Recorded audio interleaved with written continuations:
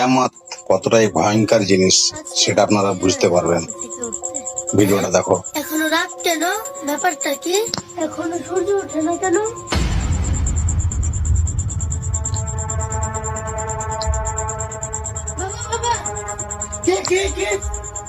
কি হয়েছে মা? ও সকাল 10টা বেজে গেছে, এখনো সূর্য ওঠেনি।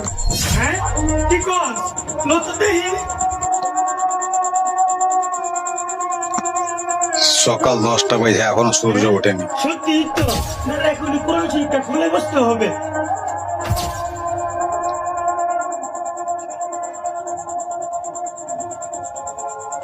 বিশ্বাস করেন কিয়ামতের আগে একদিন এক রাতের মধ্যে এই কোরআনের সব পাতাগুলো আল্লাহ তুলে নেবেন আসমানে। হাদিস এসেছে কোরআনের শুধু পৃষ্ঠাগুলো থাকবে, কালি থাকবে না।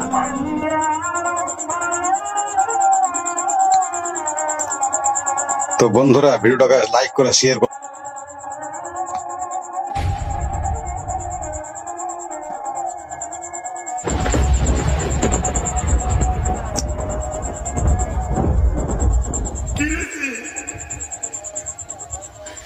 কোরআন শরীফের লেখা দিয়ে বসে গেছে।